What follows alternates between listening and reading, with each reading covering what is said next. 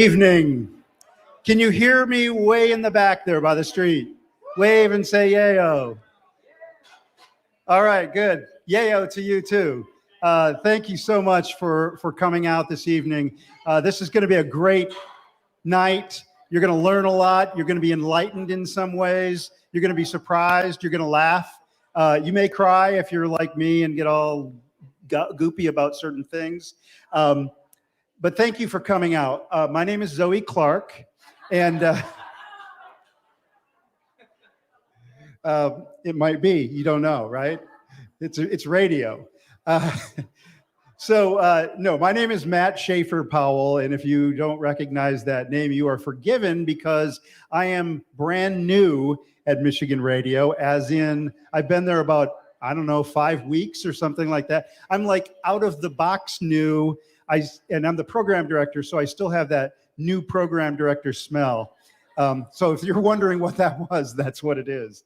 I actually was here at Michigan Radio many, many moons ago. I started here in the year 2000. And then a couple years after that, I left Michigan Radio and went south with my family to Tennessee. And at the time, it was November, and I remember, looking in the rearview mirror and seeing clouds and cold and gloom and snow and saying, "So long, I'll never see you again." And here I am. But I will say this, since we got here, my wife Michelle is back there talking to Steve Schramm. Hi, Michelle. You should applaud her patience and grace. Thank you. But since we've gotten here, it has been sunny and like 78 every single day. So I just want to say this, as somebody who's been gone for 20 years, I love what you've done with the place. No, I'm happy to be back here in Michigan. I'm happy you're here this evening. And I'm really happy to announce our very first speaker of the evening. She informed me earlier tonight that her middle name is not The, because I thought April the Bear, it was, and I know she's probably rolling her eyes because she's never heard that before in her life. She is the host of Stateside. She is a native Oregonian and a recovering Ohioan, but we're so glad that she's now a Michigander. So, ladies and gentlemen, April Bear.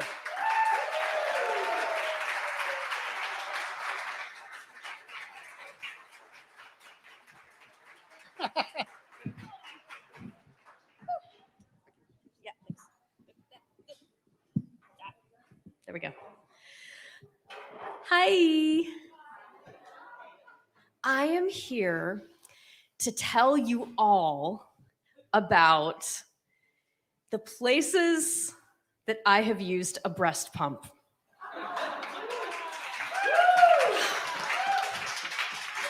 For those who don't know, a breast pump is a small battery-powered or electrical device, usually sort of candy-colored, that is used to extract nutrition from new mothers. It also extracts dignity and self-respect. Yeah. At home, of course, at the kitchen table, in the car, although thankfully not while driving. In a sawdusty cement block closet at work, about 50 degrees. In a quiet corner of Reser Stadium in Corvallis, Oregon, during the annual Civil War game between Oregon and Oregon State. Go Ducks. Sorry. Whoa. Okay. And most memorably, in the women's restroom of the Marion County Courthouse, with dozens of women streaming in and out while I was standing there completely exposed, completely raw, as a new mom just back at work, covering a trial for two men, a father and son, who had exploded a bomb at a bank in a small town called Woodbridge, Oregon. This father and son, Joshua and Bruce Turnage, were they were robbing the bank, they thought. But in the course of their botched operation, a state trooper and a deputy police chief were killed, and the police chief of the town lost a leg. And it was just a devastating story, but it was also kind of the story of the year, maybe even the story of the decade. I had just delivered this baby girl. So I was a ball of feelings. I needed to be home with her. I could feel it physically being far away from her. You know, there are some moms who are dying to get back to work. That was not my experience. And all I could think of while I was away was her. But it's also true that while I was home with her, I was thinking about the Turnage case. And so I went for the assignment. Because the judge had consigned most of the media to the courthouse steps to cover the trial in October and November and December, there was a whole cohort of us sitting there on little camp stools with our laptops, listening to the audio feed out of the courtroom, trying to do a good job and not mishear anything and mess it up. I'm sitting there with my little Oliver Twist gloves, taking, on these breaks, like running into the bathroom and pulling out this breast pump and doing the deed. And then what you do is like you take these little bags with the product and you put it in a cold pack, and you take it home, and you put it in the freezer, and you do it because this is what moms do. Doesn't matter if it's embarrassing, you want what's best for the baby. And I was crying, I was just an emotional wreck. I would sit there at lunch with my good friend Helen sometimes when we could squeeze it in. She was also covering the trial over our little soup cups and sandwiches. And she would just say, don't be so hard on yourself for not being home. Look at everything you're doing. You're modeling work behavior. This is a huge case. I knew she was probably right, but I just kept thinking about it. Was I doing everything right? Was I doing the right things? Joshua Turnage and his father, Bruce, during the course of the trial, we heard a lot of testimony about what their intention was in this bank robbery. And a lot of their anti-government views came out. This was a couple of years before our full understanding of what can happen when people have anti-government views that stridently. But even then, we knew in Oregon that this was bad stuff. And we heard about how they felt about banks and how they felt about government and how they really felt that they wanted to make their mark in this way. And I was sitting there listening to all this testimony. It was a lot. It was hard to hear. 8 hours a day, every day, and then driving home, an hour from Salem to Portland. I thought about my little girl every minute. I thought about her while I was in this restroom doing what I felt I needed to do. I thought about her when I was on break. There was a day that court ended early, and I went to a department store to shop for Christmas presents for her. And I thought about her during the testimony. During the sentencing phase of the trial, we heard audio of Joshua Turnage's daughter, who at the time was 12, in tears, calling her father at when he was locked up and asking him, had he done this? Had he been involved in this? And we heard him answer, which was not consistent with the testimony that we had heard in the trial, because what else is a father going to say in that situation? We heard the tremor in her voice and how she was trying so hard to get her head around this. I thought of her and my daughter both as the trial wrapped up, and Joshua and Bruce Turnage were both convicted for the bombing. And Joshua Turnage ended up on death row. That's where he is today. I thought about that daughter, Miss Turnage, as I was at home on Christmas Eve after the trial had finally wrapped up, 3 long months. And she was unwrapping the present that I got for her. And it was her first Christmas. And we were just kind of, playing with the wrapping paper like you do with babies. And I thought about that 12-year-old girl out there who was without her dad and probably would be for the rest of her life and his. And you just want to do everything for kids. You know, you want what's best for them and you want better. And you'll do whatever you can. Does it absolutely mean you have to hook yourself up to an apparatus in a courthouse restroom? Maybe not. But at the time, I felt like that was what I could do. And I wish there was something I could have done for Joshua Turnage's daughter. And I think about her all the time. Thank you.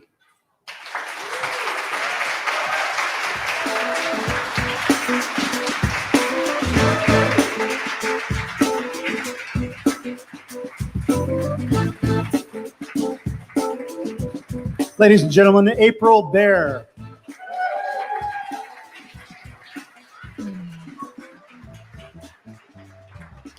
Thank you so much. It reminds me of a survey, April's meaningful and compelling story about her life and how it intersected with the work she was doing. It reminded me of a survey that suggests that only 6% of Americans believe that journalists are actually people, which that surprised me mostly because it's not true, because I just made it up.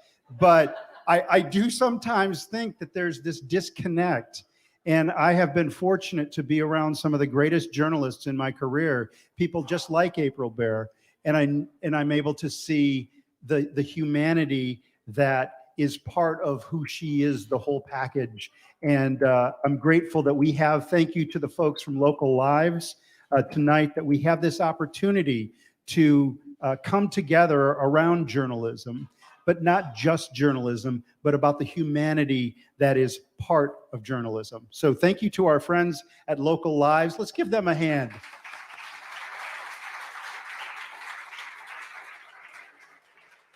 As you know, as you may not know, because I didn't say it earlier, the theme for this evening is desire. And so we have been, I won't do that again, I promise. But we have been, if you haven't seen these little cards in a basket going around, when you get an opportunity, maybe during an intermission or someplace, grab a pen and tell us real briefly something that you desire, something that you would like. And throughout the evening, I'm going to grab a couple of these. They are anonymous, by the way, so you don't have to be embarrassed publicly when I read them out loud, unless you put your name in them. Here's one that starts out, I can certainly relate, to travel the world, live on a farm with 10 alpacas, live off the land, and die being eaten by April Bear, a bear in Alaska. Wow. Talk about a full circle kind of experience. That's an alpacalypse. Thank you very much. I'll be here all week. I love this one too. I wish I was Thor. Me too. Travel the world after publishing my best-selling post-apocalyptic novel. It actually says apocalyptic, but it seems so appropriate with alpacas being the, it's not desire, that's not the theme, it's alpacas. And this is also one of my favorites. And this is somebody who did put her first name, and I know this person.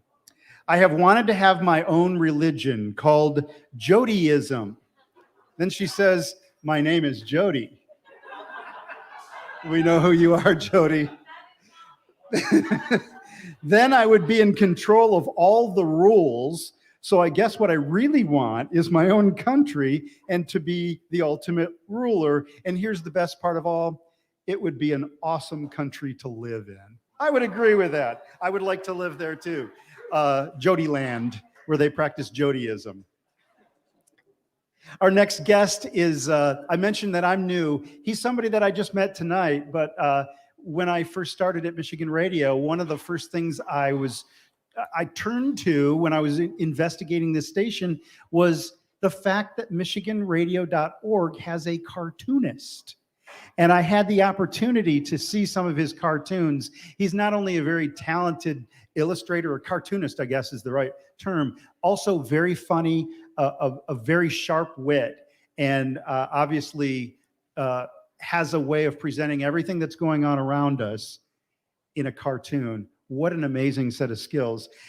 He is, as he mentioned, he's a radio cartoonist. He's also tall and can reach things in high places. So keep that in mind if you're going to the grocery store. In that box up there, just bring this gentleman with you. He is John Octor.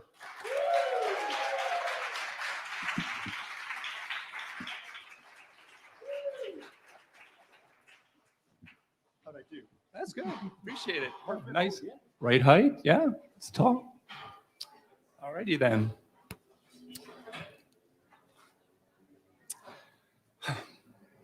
So when I was 9 years old, my family moved to Flint, Michigan.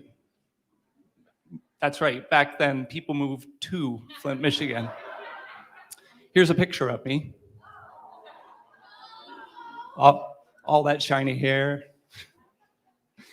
So I got to tell you guys, it was like moving to the future to move to Flint. I had read in a Scholastic magazine in elementary school in South Carolina of this place called Safetyville. Safetyville was this magical little town that was set up so that kids could learn how to drive. We would drive these little electric cars, told you it was the future, and you would go with, they had traffic lights and they had little buildings, and you would go through and different things so that you would get an actual license at the end. So I was excited about this. This was magical. But you know, it wasn't the only thing about Flint that was really exceptional back then. There was a lot of other educational programs. There were rec leagues that were really world class, and well, they had a planetarium. Gaffney, South Carolina did not have a planetarium. So this was about, you know, kind of the peak of Flint. The population was around 200,000, and there were 80,000 General Motors jobs at this time. So this is where I started my cartooning career. And like every other kid, I drew pictures, and it's just that I never stopped. And my earliest cartoons weren't necessarily political, but they were, I found humor in contradictions. And some of my stock characters tended to be angels and devils. It may have had something to do with my Catholic upbringing, maybe not. But here's an example, and I'm going to read it to you. And I'm going to read it to you. This is the first panel. I'm going to read it to you because, like any good adolescent boy, I was adverse to ever checking the dictionary. So the little demon there is saying, "What are you so happy for?" And the guy is saying, "I sold my soul." He said, "Wait a minute, you sold your soul and you're burning in hell right now and you're happy? How come?" He said, "Because in exchange for my soul, I get to be eternally happy, outrageously, deliriously happy." Ha ha ha ha ha ha! Frickin' loopholes.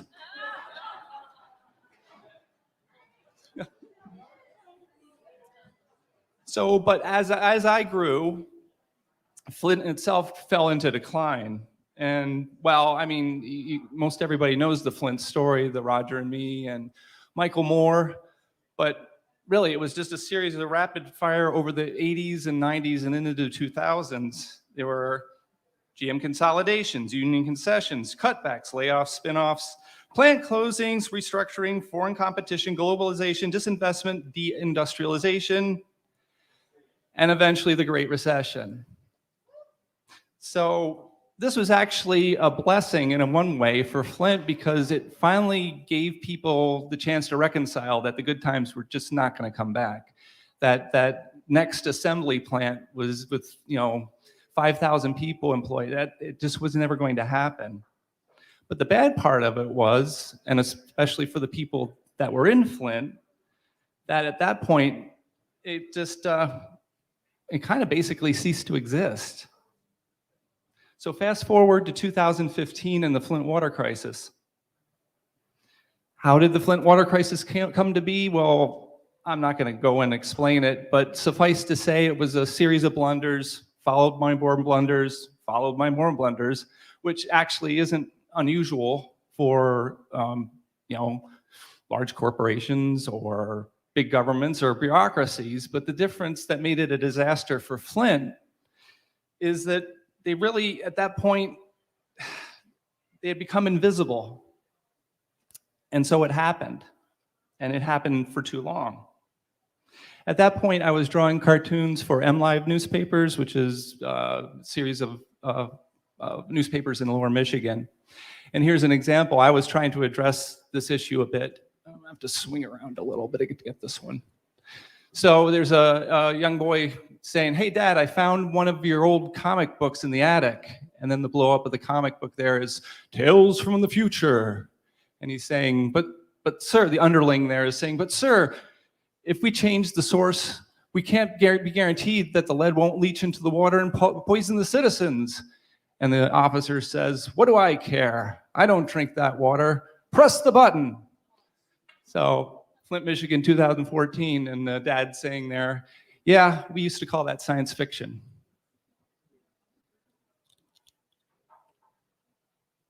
But there was a deeper story going on there. The newspaper was telling the story, but there was something deeper going on. Now, I wasn't living in Flint at this point, but I was from Flint, so I knew that there was more there to tell. Who was telling the story? Who was making it, looking to make a difference in something that was completely filled with indifference? Well, it turned out to be Michigan Radio. And it was about this time that I started drawing cartoons for Michigan Radio. And I think it came from this mutual desire to find and to share the truth. So for reporters, this means doing the hard work, having strict standards, fact-checking, research, interviews, investigations, and finally producing a final product. It's a little bit different for editorial cartoonists. We have a different side. We exaggerate, caricature, satirize, entertain, and mostly avoid fairness at all costs. But by doing that, sometimes, when we do it right, we can reveal the truth. It's just coming at it from a different angle. So, as an example, in 2016, then candidate Donald Trump was proclaiming that it pretty much thought that federal regulations were unnecessary, and that if he was in office, he was going to eliminate at least 70% of them, and if he ever had to create a new one, that he would arbitrarily get rid of two. So, brings us here. A toast to Mr. Trump and his proposed moratorium on government regulations. Hear, hear, clink. They all take a sip. Interesting. Not what I expected. A bit gamey. Jeeves, what is this? It's Flint Water 2015, sir. A fine year for limited oversight.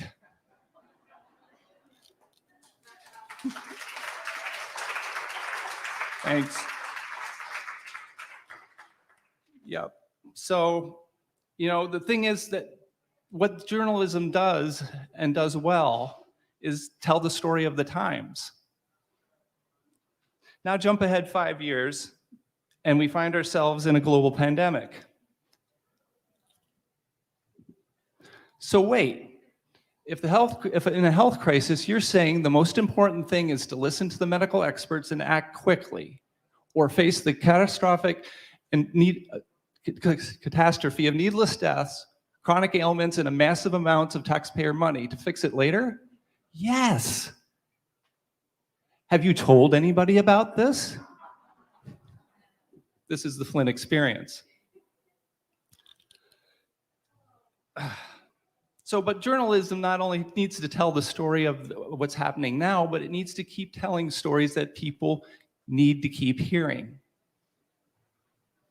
The Flint water crisis was a cautionary tale, and Flint itself was the canary in the coal mine, and we all know what happens to the canary.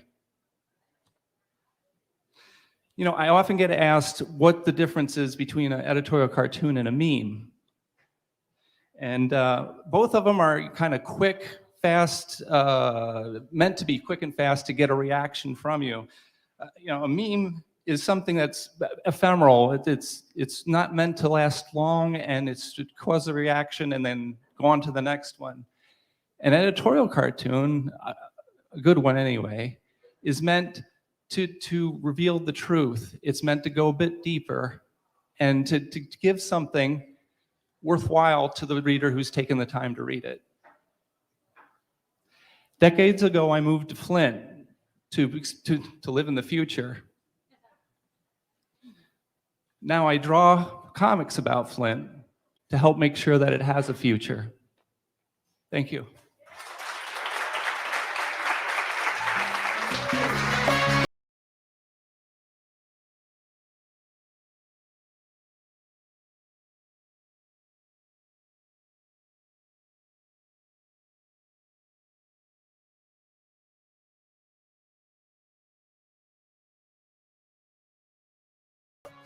Thank you so much, John, and really appreciate not only hearing what goes into your cartoons, but the fact that you continue to create them and entertain us and make us think. As I mentioned, the theme of the night is desire, and I have a few more to read, and so I have to say there's a certain inevitability when you ask people about desire that it's going to at some point become not suitable for families. We're starting to dip our toe in that water. This one I love because you have to hear it all the way through. My secret desire is too sexy to put on paper.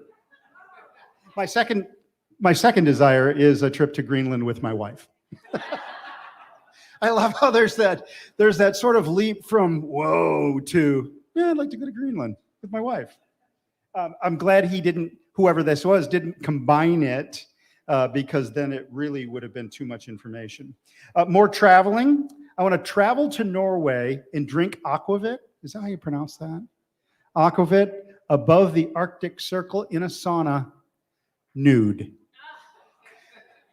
I'm just thinking, Arctic Circle and nude just don't seem like two things that should ever go together. I love this one. This is just part of this one, but I especially like the second half of this.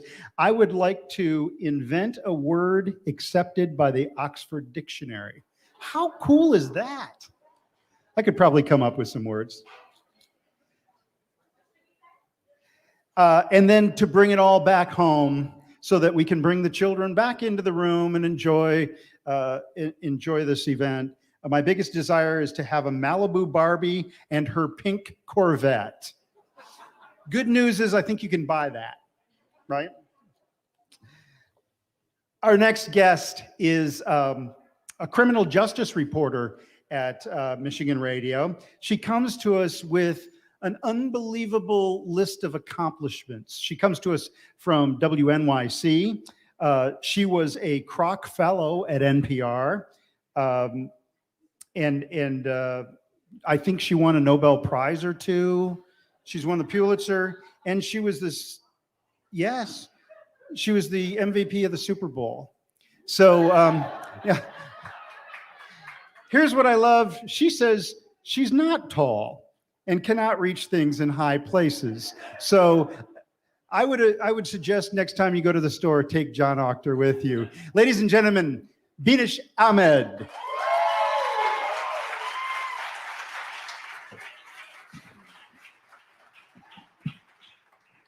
I'm not tall, but the clogs help. And a lot of that was fake news, and I'll just let you decide what was real and what wasn't. Okay. I'm going to try to do this without notes. Okay.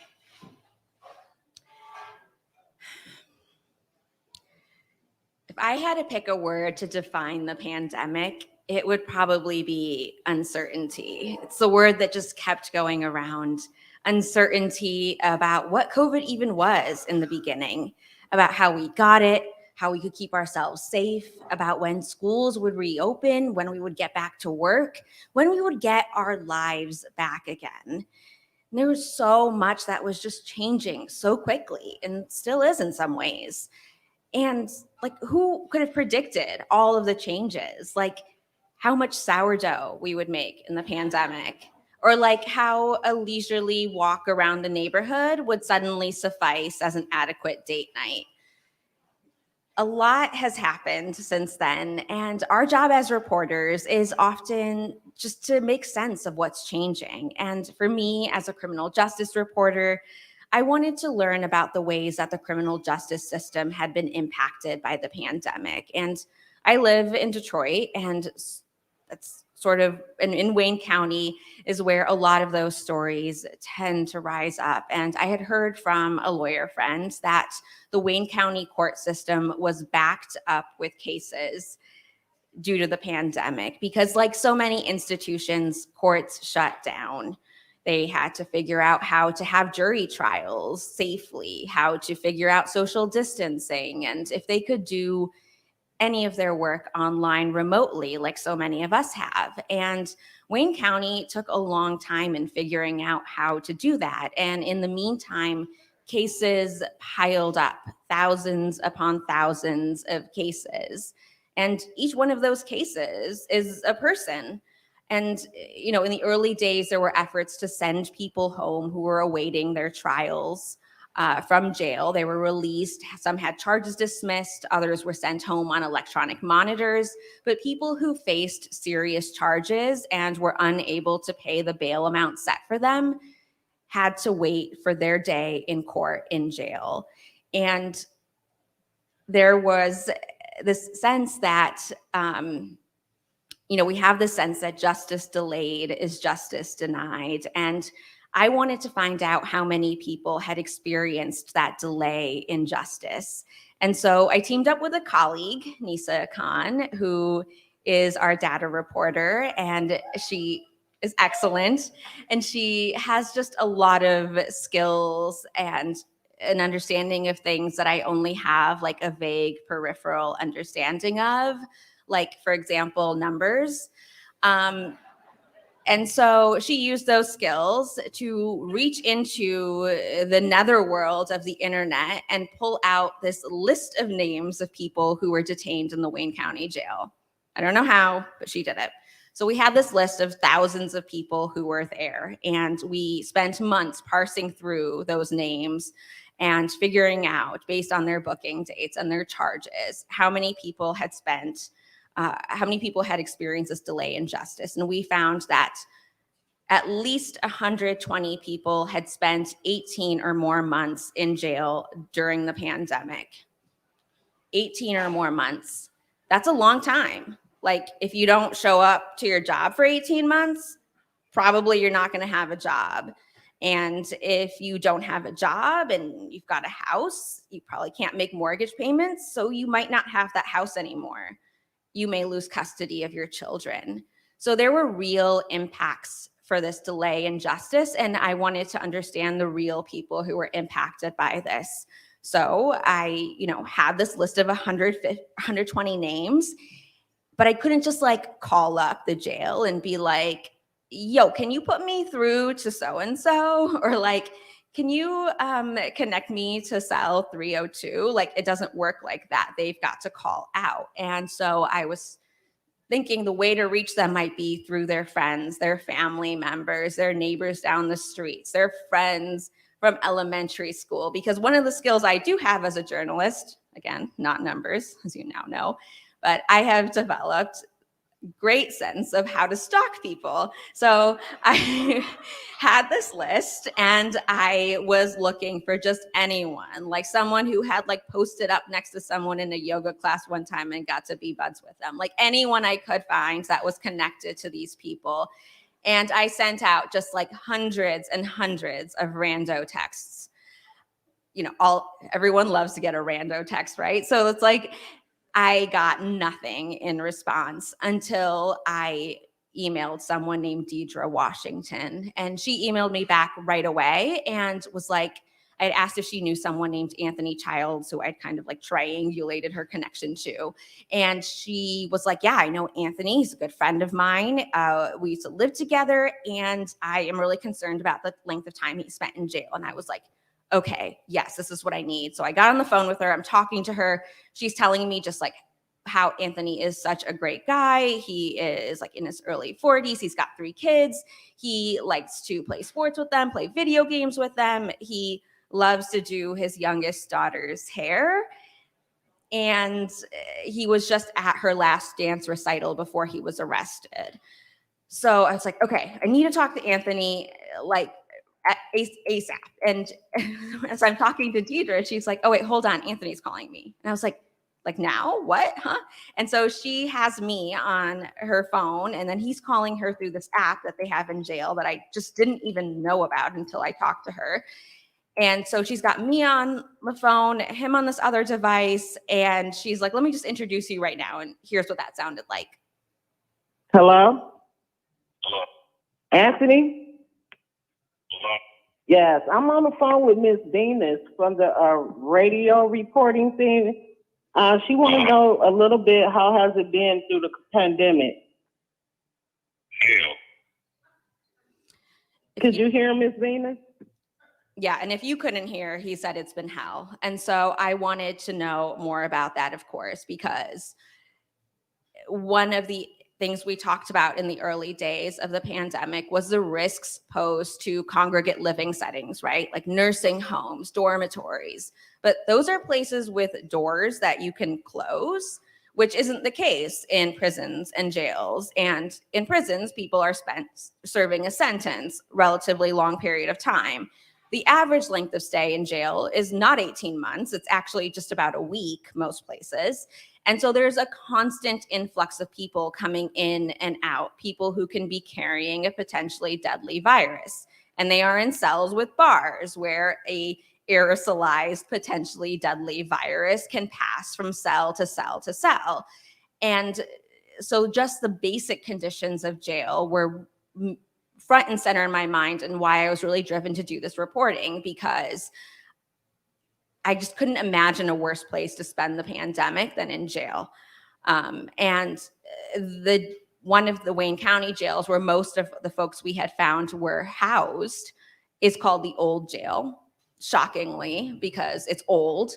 It's been in use for about a century, and for about half that time, 50 years or so, it has been under a consent order because inmates or people housed in that jail filed a class action lawsuit and won, because they said that there was sewage coming into their cells whenever toilets overflowed, that there was black mold on the walls, maggots in their food. I'm sorry to anyone who's eating, but just really awful conditions. And so when I called Anthony, he said, some of those things are still the case in the Wayne County jail. And I asked him just, all about these things, about COVID and being there and the length of time. And I asked him about quarantine policies and vaccine accessibility and like how often they got new masks. I had just all these questions for him. And at the end, he was like, yo, but can I just like tell you something? And I was like, yeah, what's up? And he said, I have been in here for more than a year. I don't have a trial date. Like, isn't there a thing in the Constitution about due process? Like, don't I have speedy trial rights? And I was like, okay. And I thought about it. And then like, now that I went back to my work and I had like this list of 150 people. And now I had this app where I could stalk any one of them and send them text messages. And so I started talking to all of these people. And I asked them my list of questions like COVID, quarantine, vaccines, masks. And invariably at the end, when I would ask them, like, is there anything else you want to tell me? Anything else I should know? They would be like, what about my due process rights? Like, isn't there a law about speedy trials? And then finally, it registered to me, like, that is the story that people need to know, that the people directly impacted by this issue need to know. And so that is the story that I need to tell. So I shifted directions. Instead of reporting on COVID, I started talking to lawyers and judges and understanding the extent and the limits of speedy trial and due process rights for people, especially during a pandemic. And I reported that story out. And in normal circumstances, it's like, that's it. That's the end of my day. I take a link to the story and I send it to all the people I talk to, and it's like, I'm done. My work here is done. But in this instance, I just kept thinking about all of the questions that people had asked me and about how inadequate my story was in answering those questions.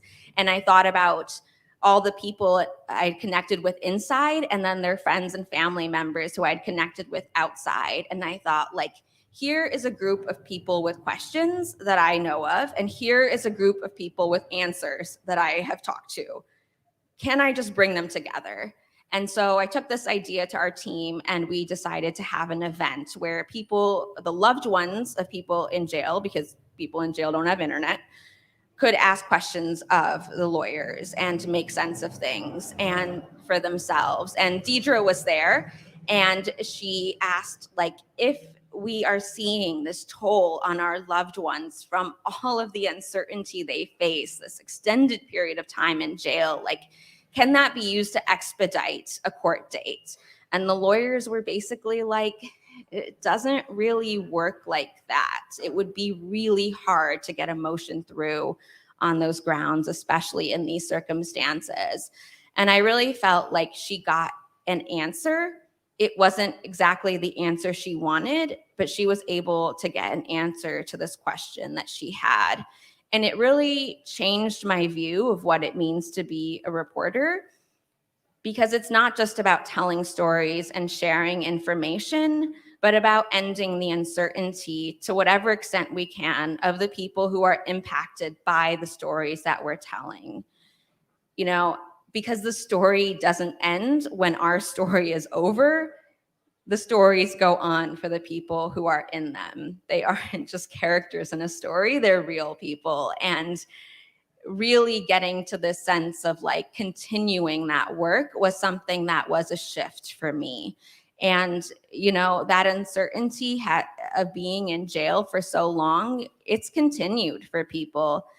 Anthony Childs, for example, has, as of today, been in jail for 2 years, 7 months, and 4 days. He is still waiting for his day in court. Thank you.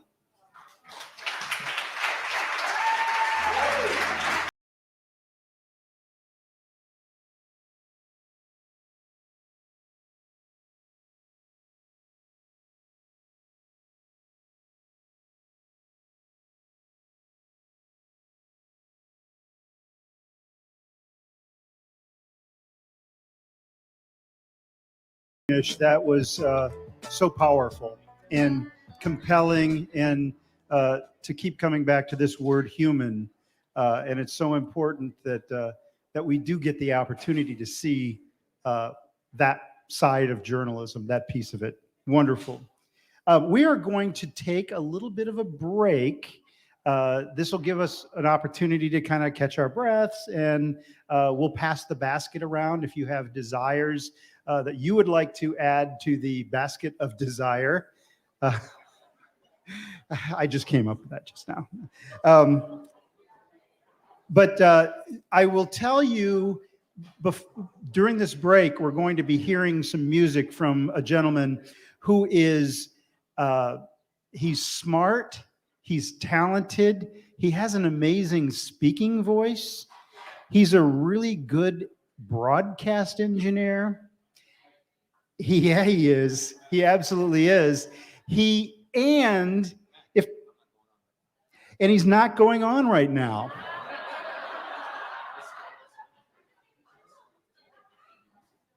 And after our break, he also knows what's going on tonight. So that just gives us something to look forward to after our break. So let's take a little while and reconnect with each other. And when we get back, we will hear from that mystery man. Thank you.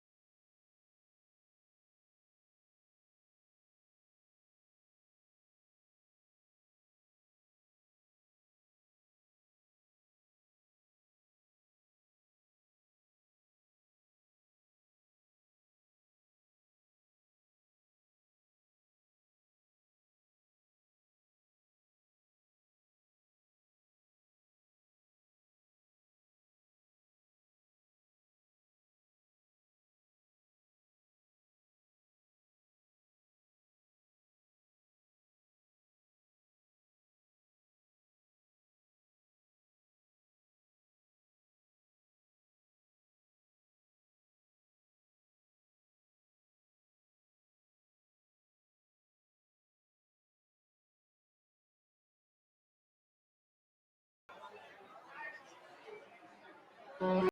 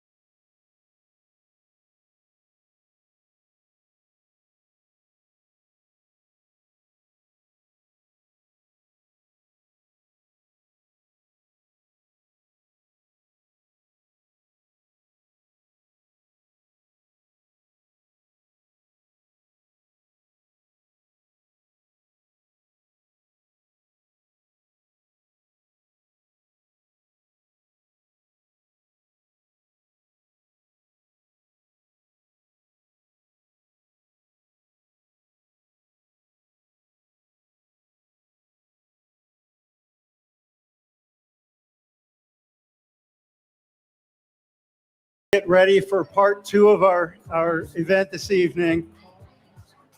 And I'd like to introduce the next person here by saying he's talented, he's smart, he's funny, he's a really good broadcast engineer. And this is where somebody over here says, yeah, he is. There we go. Yes, thank you, April Bear. And he's a good speller. I know that because he brought a piece of paper into my office the other day pointing out that somebody who had written on that piece of paper had used the wrong version of the word there.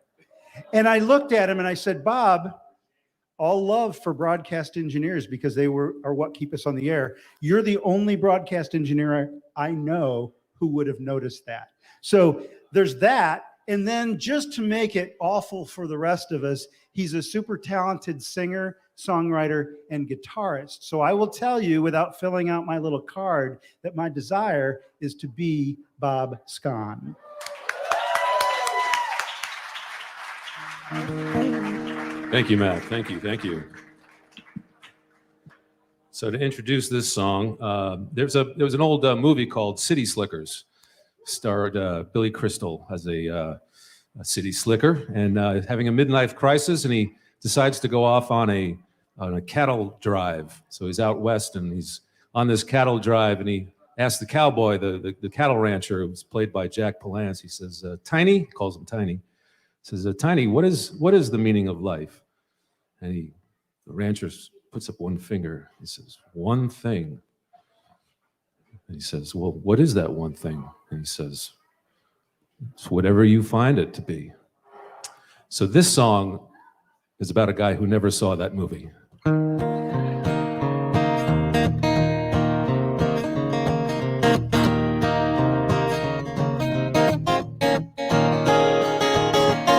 Well, I'm not an artist, but I like to paint. I can write a song, but Bob Dylan I ain't. But you can count on me to get the whole job done. Yeah, I'm good at so many things, but I'm not great at one. Well, I chopped down a tree and I built me a bed, and I shot down a goose, stuffed a pillow for my head. I knit a blanket out of wool that I spun. Yeah, I'm good at so many things, but I'm not great at one.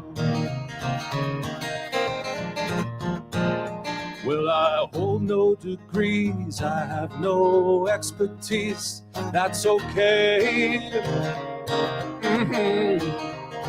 You see, I just couldn't bring myself to do the same thing every day. Do do do do do do do do do do do do do. Well, I tear it all apart and put it back together just for fun. You know I did. Yeah, I'm good at so many things, but I'm not great at one.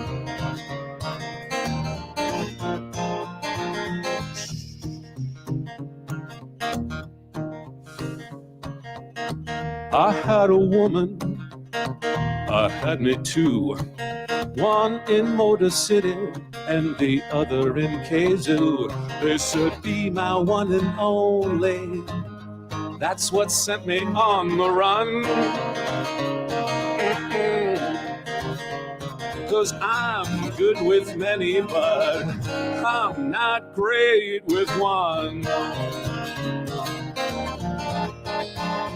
Well, I'm no amateur. Heaven knows I'm no ace. I don't know where I'm going, but I surely know my place. Yeah, I'm a jack of all and master of none.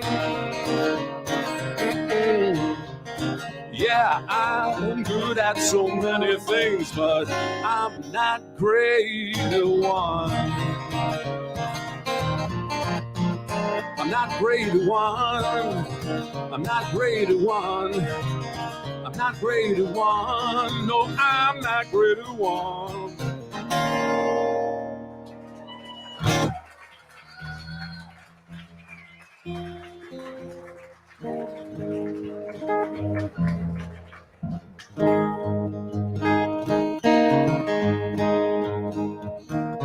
So this next song requires a little bit of math.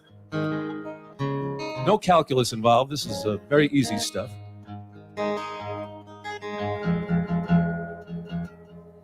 Let's see if I can actually get this started here. Here we go. Ah, there we go. This is a relationship song. This is about it's about relationships. It's like this.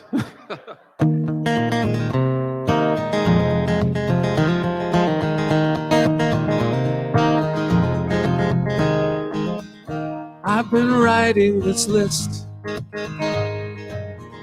well into the night. Reasons I love you appear on the left, and the reasons I don't on the right. Such a simple equation you read somewhere in a book. I've got one of my own creations, so why don't you take a look? When you've got two hearts and minus one, love don't divide up, so you're left with none. Adding up all the pain that multiplies with every teardrop that falls from our eyes. Then you've got two hearts lonely and two people wondering why.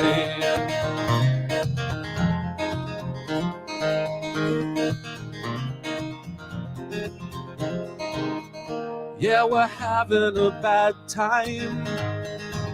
We've been through this before. You lock me out of the bedroom, and I walk out of the door. But staring at what I wrote on this paper, I see a margin of doubt. And if you're looking for simple answers, well, why don't you check this one out? When you've got two hearts and minus one, love don't divide up, so you're left with none. Adding up all the pain that multiplies with every teardrop that falls from our eyes. Then you've got two hearts lonely and two people wondering why. Love don't run in a straight line, always nearing the end.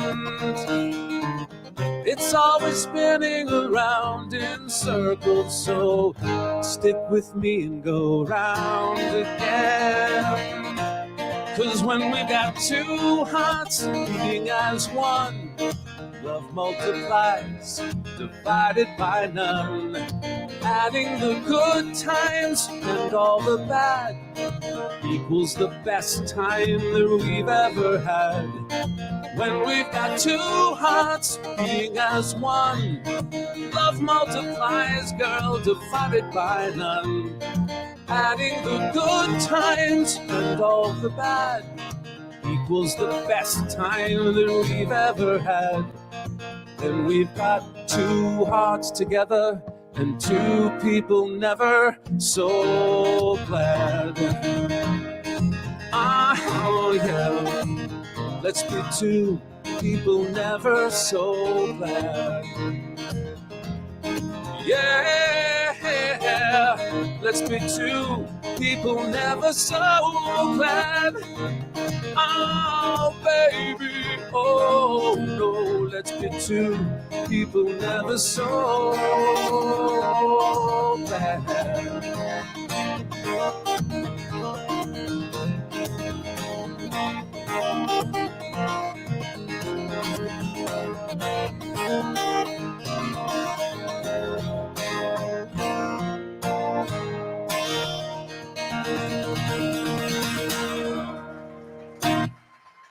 Thank you.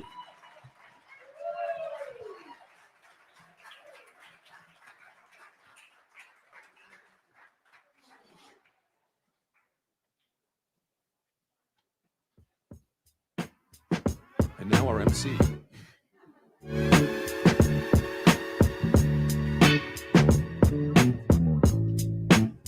Again, a big hand for Bob Scon.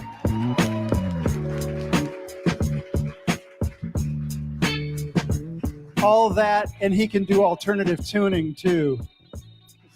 Nice. If you are traveling, I believe it's Highway 27. Remember, I've just come back to Michigan, and you're heading up toward Mount Pleasant, you will pass the town of Ithaca, Michigan. And to my knowledge, there is not yet a sign as you go into Ithaca that says, home of Tyler Scott. But I am going to stay in this state until there is one. If you have been listening to All Things Considered lately, you've heard Tyler, you hear him on the weekends. He is a reporter who has done some really great work around conversations that we have, especially during the pandemic and during an election year. And he is a product of public education, which that should be worth a round of applause right there, right? Ladies and gentlemen, Tyler Scott.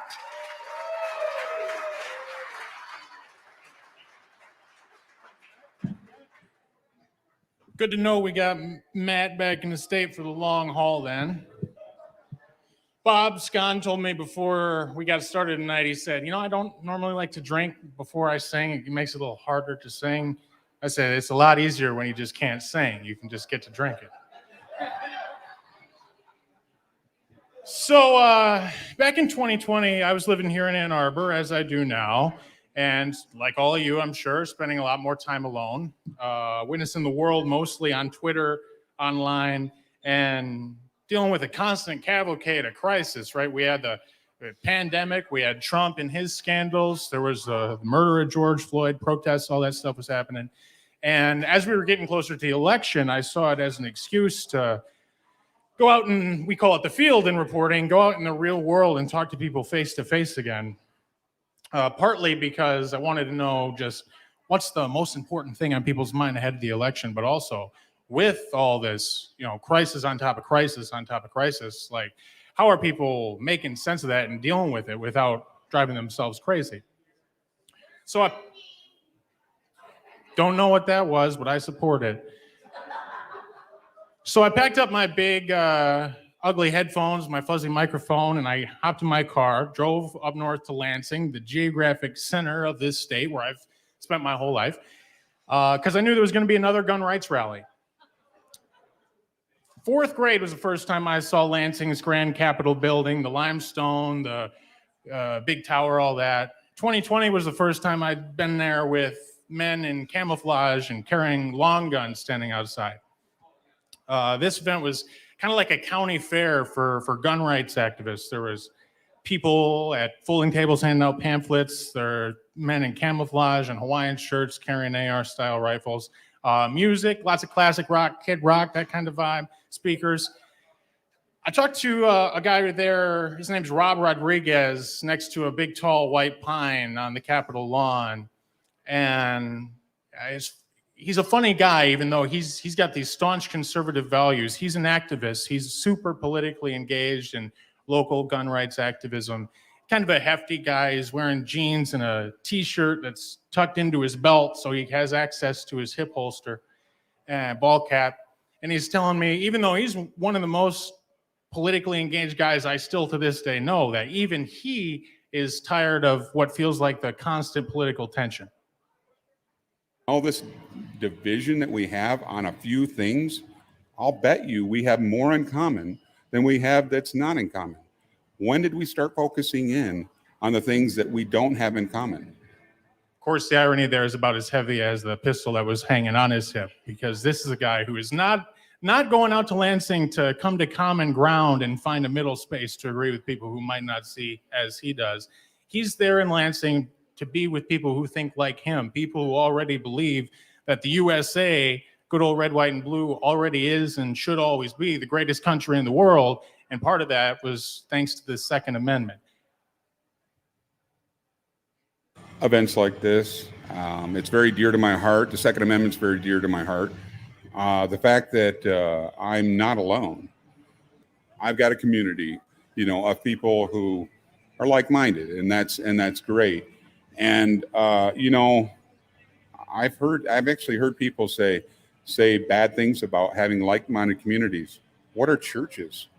What are neighborhoods? So we finished up talking, and I left Lansing, and I'm driving out of town with this idea of tension in my head that Rob is there on a political agenda explicitly, but still this communal sense that he gets from gun rights activism means as much to him as anything else. He's a guy who doesn't feel like his views are represented in mainstream media, but this group gives him a sense of belonging. As Matt pointed out, I'm from mid-Michigan. Ithaca is about an hour north of Lansing. And my whole adult life has been centered around thinking about news and politics and being informed in that realm. When I was growing up, that was not how I spent my time. I was interested in other teenage boy type things. So I went back home to a place that I was super familiar with, small town, Ithaca, Michigan. You'll know it if you ever drive past it. There's a highway, there's a cornfield, and there's a football field.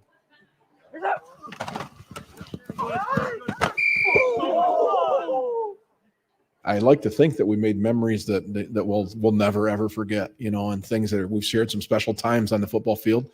That's Terry Hessbrook. He is the now retired former head coach of the Ithaca football Yellow Jackets of Ithaca Public Schools. Back in the day, he was my head coach too, but I went up there to interview him and his son Brady because 2020 was the last year that Terry was head coach, and it was Brady, his son's senior season playing quarterback for the Yellow Jackets. I'd known these guys growing up, and I wanted to know politically if their relationship was anything like the one that I have with my dad. We like to not talk about politics in our house because I think we're on opposite sides of the fence, which is okay because that's what makes the world go round. I believe the speech that I gave him a few weeks ago, him and his girlfriend, was, we've worked very, very hard in our lives to have everything that we have. And it's hard for me to see others just given things.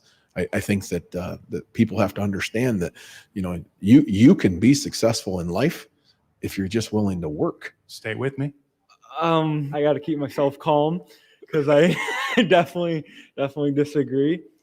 And I agree that everyone needs to, they got to work hard to get where you need to go, but equal opportunity is important too. Some people aren't given the same opportunity to even if they work really hard to reach the same place as someone that's given a lot of opportunity right from birth. So credit to Brady, because that man is way more well-spoken and informed than I ever was on my best day at 17 or 18 years old. And I love that laugh that comes in the clip when he's talking about how him and dad disagree and trying not to talk about politics, because that is exactly the dynamic of the relationship between me and my father. These are two guys who have different values at this point, even though they live in the same house together. But you can tell the respect and love they have for each other, even when they don't disagree on some of what journalists think of as the big important questions. And it's a bond they've formed through sports and football, and not just with each other, but in small towns, high school sports is a grand event, and being a part of the team has formed their relationships with their community as well. Friday Night Lights, there's nothing like it. Going out there and playing in front of all the fans in your community and just putting it all on the line for your brother next to you and hoping to get a win.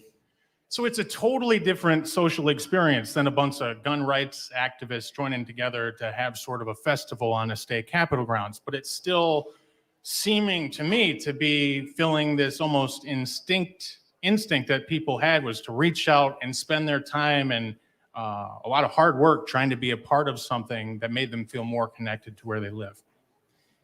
In between these interviews, of course, I'm back home in Ann Arbor and I'm on Facebook, et cetera, et cetera. And, we're having the protests at the times that are sometimes turning violent. There's tear gas and bloodied protesters in the street, and political discourse has gotten no better. And in contrast to that, the spark of joy on my timeline is my friend Anthony is getting engaged and he's having a baby. And my immediate reaction was, all this, and this is when you're going to bring a child into the world? It sounds a little cold, but it really is. We haven't even talked about climate change as far as a reason not to have kids. But anyway, so I reached out to Anthony just to have a different kind of conversation, because I wanted to talk to people who weren't enmeshed in politics, whose world didn't revolve around that, but are, adults going through the world. And, talking to Anthony and Chris, she was just getting out of class. She was finishing her PhD, and we talked in an empty classroom at U of M. And I basically put it to them in so many words. I was like, now is the time you're going to have a baby? And they said pretty much, yeah, we're going to go for it. The idea of, starting a family was in the plans. The timing that, the pandemic started wasn't in the plans. And it was a little bit nerve-wracking at first, they'd never been parents before, and I don't know exactly when she found out she was pregnant, but doctors' offices were closed. They wanted to get that reassurance that they were doing everything they are supposed to do to be ready for this kid. She's finishing up her PhD. Anthony at the time and still owns several small businesses. He's a real rise early and grind, blue collar type of guy. And he said before Chris got pregnant, those businesses were his babies. That's what he cared about most. With a real, actual, live human child coming on the way, he felt even more motivated or anxious to make that work. My brain is going 1,000 miles a minute trying to figure out, okay, how can I do this? How can I do that? How can I do that? Just so I can make sure I have the correct amount of funds for my fiance, for my child, my soon-to-be child that's going to be here. This couple was putting all their extra energy into preparing for this kid. And it struck me at the time because I don't have a kid, am not pregnant. And it was interesting just to see them focusing in on that. It was almost like they were unbothered by the other stuff going on around the world. Their attention was focused on the practical realities of parenting and preparing to have a child that were right in front of their eyes. When we started this series, the pitch was, okay, everyone's been in their house. It's 2020. What do people think is most important going into the election? But I started with that sort of unspoken agenda, which was how are people dealing with this time that seems to be more chaos in the political and social realm than most of us are used to dealing with. And even though if you had the 5 people you heard in this story tonight together in a room, I don't think you'd get much consensus agreement on anything. They have different lifestyles, they have different lives, but all of them, whether it was a political group or a sports team or just working to start their own family and household, they were all reacting to that desire, as Rob said, to not be alone. Thank you.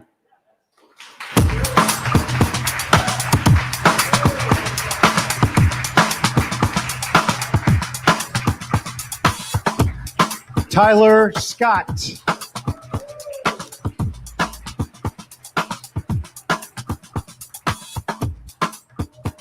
Thank you so much, Tyler. And before we move on to our last storyteller of the night, I have couple more of these cards that I want to read. And I feel like I need to read them in this particular order. And you're going to see after the first 2 a real connection. One of them is my desire to build or create something, creating a legacy that lasts beyond my own life. What a wonderful thing. And I think that in itself is something that could trigger a lot of conversation about how do we create something that is a legacy that lasts beyond us. Another one, to be present in the moment and grateful for what I have. What a noble desire, what a universal desire. And then if neither of those work, a good therapist.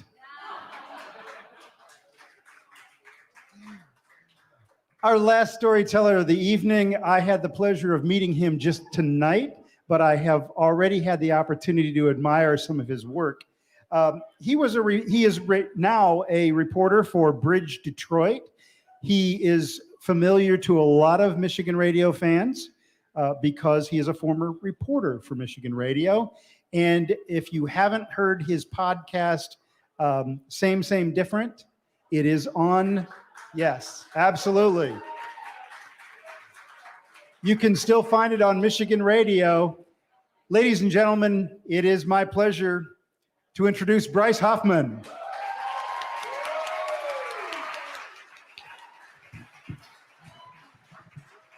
Thank you.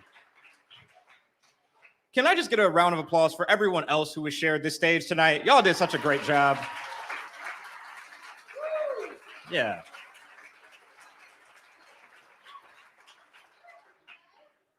How's it going, everybody?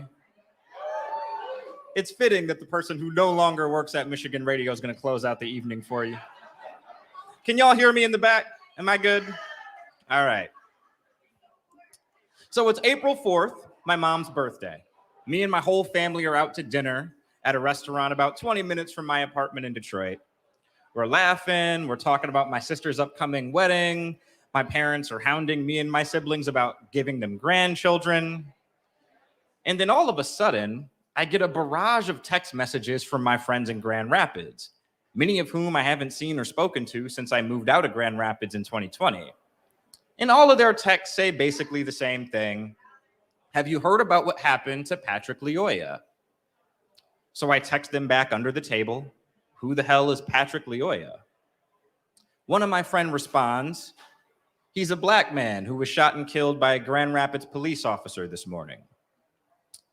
Seeing that text didn't surprise me because I lived in Grand Rapids for 3 years and covered GRPD often. They were notorious for pulling over black teenagers, holding them at gunpoint, putting handcuffs on them, sometimes even throwing them in the back of a squad car. But I didn't want to alert my family, so I said, you know what, I'll look into this when I get home. And that's what I did. I saw a headline that said, unarmed black man shot and killed by Grand Rapids police officer. It's a headline that was weird for me to read because during my 3 years in Grand Rapids, I thought I would see that headline frequently, but I never did. Fast forward 9 days, the city is about to release the body cam footage to show the whole world what happened to Patrick. That morning, my editor says, hey, we want you to go to Grand Rapids to cover this story. You know, you lived there, you covered this police department, you know the activists. Are you okay with that? I say, yeah, no problem. I didn't know at the time, but that was a lie. Then we see the video, and we all see the officer struggling with Patrick, putting his face down in the dirt and firing a single bullet into the back of his skull. So my editor asks me again, Bryce, are you sure you're okay to do this story? I say, yeah, no problem. That time I knew I was lying. But see, back in 2014, when I thought I was going to be the beat writer for the Detroit Red Wings, I saw another video of a police killing. Michael Brown got shot and killed in Ferguson, Missouri by a police officer. And that moment made me want to do something other than sports. It made me want to do real news that affected real people's lives. So I packed up my bag and got on the road to go to Grand Rapids. The drive from Detroit to Grand Rapids is only about 2 hours. It's a drive I'd made a bunch of times. Normally, I would put on a Jay-Z album or listen to a podcast, and I would think about the friends I would see when I got there, or a concert that I was going to go to, or just the beautiful West Michigan scenery that I hadn't seen in so long. But not this day. This trip was different, was quieter, sadder, full of uncertainty. Back in 2020, after George Floyd was murdered in Minneapolis by a police officer, Grand Rapids was one of the many cities across this country that erupted in protests. And sometimes those protests got violent. I would see videos and pictures of trash cans on fire, and I would see windows smashed in the downtown storefronts, and I would see graffiti all over the walls of the city that I used to walk across every day. And I was worried that I might see more of the same when I got to Grand Rapids that night. I got there around 8 or 8:30 at night. It was cold and rainy and dark out, so there weren't too many protesters still around the police station downtown. And from what I could see, nothing had gotten violent, luckily. So I start reaching out to activists and people in the Congolese community, which Patrick was from, to do stories. And my editor called me when I got there and she said, Bryce, you sure you're okay? Is there anything you need from us? I said, yeah, I got this. You know, I'll give you my story tomorrow. No problem. So I spend the day talking with activists, and I talked to one woman who I asked her, what did you think when you first saw what happened to Patrick? And much like my response, she said she wasn't surprised. She says all these activists saw it coming. We warned them that this would happen. And even though I felt the same thing, hearing a 19-year-old say it to me, it changed me a little bit. But my editor called again and said, hey, are you doing good? What do you need? I said, no, I'm fine. I'm fine. Then I went to a press conference where Patrick's parents, who are not native English speakers, were there. They had a translator. But before he spoke a single word of English to translate their message, I knew what they were saying. I could see it in the tissue-worn eyes on his mom's face. I could see it in the confused look in his dad's eyes. They had escaped civil war in the Democratic Republic of Congo, only to lose their son in Grand Rapids, Michigan. And my editor called again and said, "Bryce, are you okay?" I said, "Yeah, I'm good. I got this." Then I drove to the spot where Patrick was killed. They had a little makeshift memorial for him with candles and a teddy bear and flowers, something that as a Detroiter, I'm all too accustomed to seeing, but seeing it in this instance was different. See, I had driven past that intersection where Patrick was killed hundreds of times. It was only about 8 minutes away from where I lived when I was in Grand Rapids. And I thought to myself, how many of my friends drive by this intersection every day and think nothing of it? It was starting to get to me a little. How couldn't it? Patrick was 26 when he died. I'm only 27. Patrick's friends and family said that after work, he'd like to go for drinks and hang out with friends at the bar, the same shit I like to do. How could it not be personal to me? So the next day, I'm still talking to people in the Congolese community about who Patrick was and what his life meant and how his death affected them. They all told me the same thing. They said he was a peaceful person. He didn't deserve this. And that's when it started to really sit with me that I wasn't okay with this story and that I wasn't doing all right. So my editor called again and said, "Bryce, how are you? How's the story coming?" And I said, "You know what, Catherine? I'm not okay. I'm not doing fine." So luckily for me, my editor said, I could turn in my story and come back to Detroit that night. So that's what I did. I drove back to Detroit and got home at about 10:30 on a Friday night.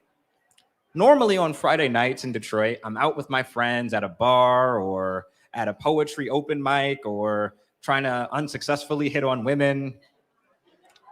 But this night I just got back to my apartment. I live alone, so all the lights were off. And I just sat there with the lights off and the TV off, thinking back on that first time I realized Mike Brown's death made me want to be something better. And I thought back to those nearly 8 years ago. Nothing's changed. All this work I've done, reporting on policing and police brutality, none of it seemed to have made a difference because Patrick was still dead.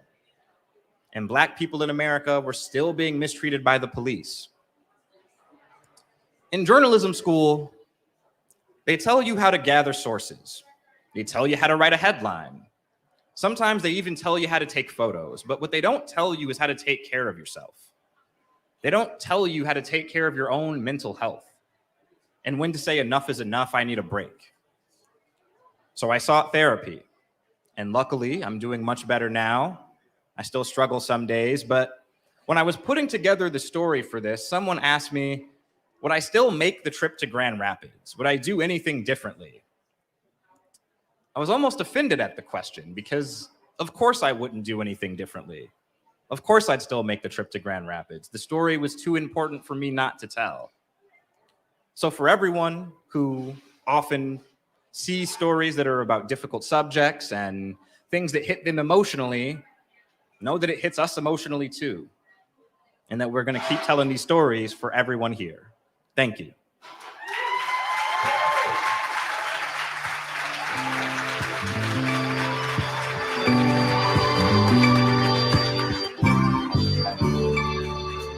Bryce Huffman.